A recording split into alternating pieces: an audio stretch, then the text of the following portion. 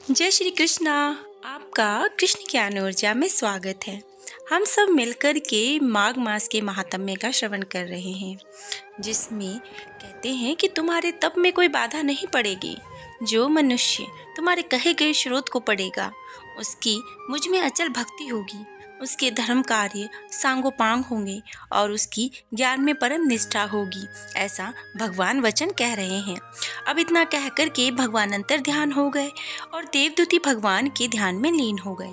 तब देवनिधि कहने लगे, हे महर्षि, जैसे गंगा जी में स्नान करने से मनुष्य पवित्र हो जाता है, वैसे ही भगवान की इस कथा को सुनकर मैं भी पवित्र हो गया हूँ। अब कृपा करके उस स्रोत को कहिए जिससे उस ब्राह्मण ने भगवान को प्रसन्न किया।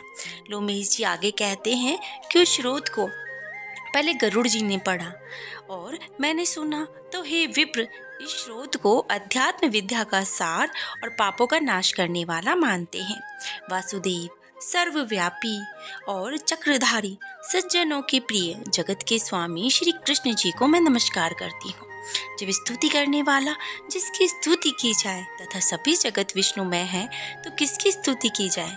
जिस भगवान के श्वास वेद हैं, फिर कौन सी स्तुति उनकी प्रसन्नता के लिए की जा सकती है? जिसको वेद नहीं जान सकती, ना वाणी मन में जान सकती है, उसकी स्तुति में अज्ञानी क्या कर सकता है? सारा चर अचर संसार जिसकी माया से चक्र की तरह घूम रहा हो, इसी से ही प्रभु आप चक्रधारी कहलाते हो। ब्रह्मा विष्णु आप ही हो।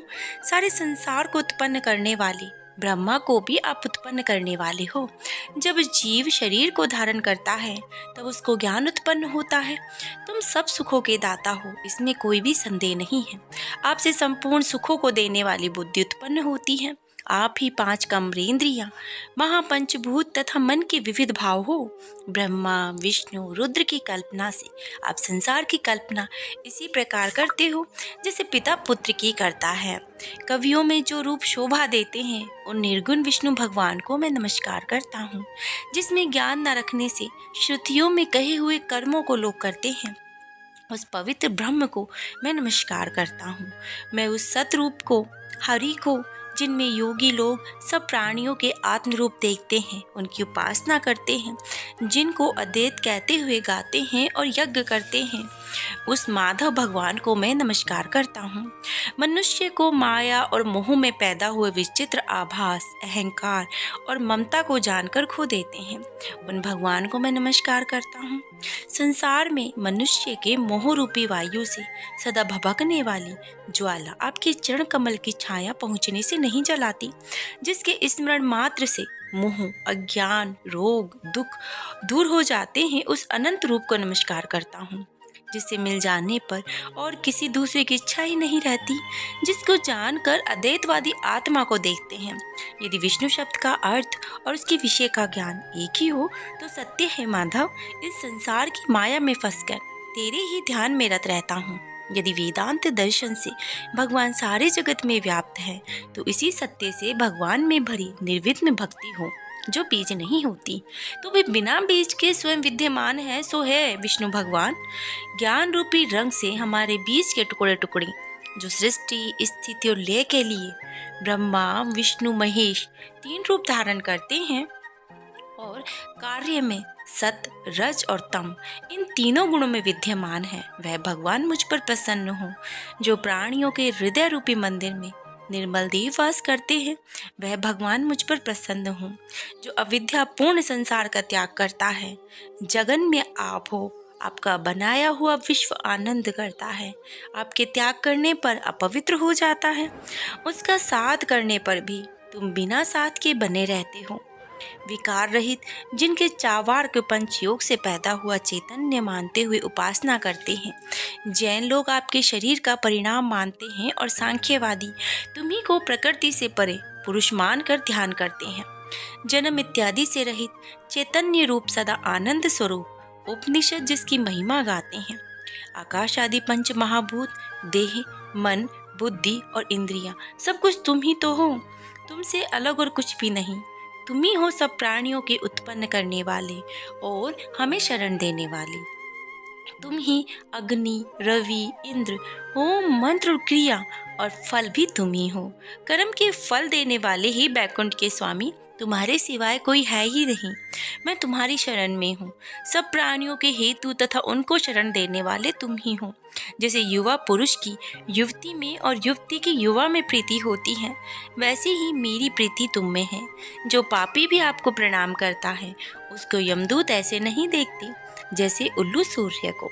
प्रत्येक पाप मनुष्य को उस समय तक ही दुख देते हैं जब तक वह आपके चरण कमलों का सहारा नहीं लेता। जिसको गुण, जाति और धर्म को स्पर्श नहीं कर सकते, गतियों को स्पर्श नहीं कर सकते, जो इंद्रियों के वशीभूत नहीं है, जिनका बड़े बड़े मुनि लोग साक्षात नहीं कर सकते, उन भगवान को मैं स्वयं नमस्कार करता हूँ।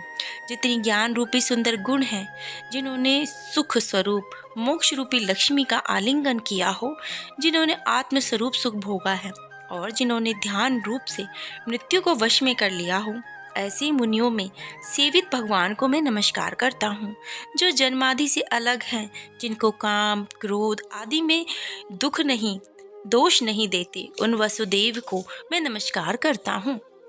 जिनके ज्ञान की गति से अविद्या रूपी मल शुद्ध हो जाता हो और जिनके ज्ञान रूपी शस्त्र से संसार रूपी शत्रु का नाश हो जाता है, उन दुखों के नाश करने वाले को मैं प्रणाम करती हूँ।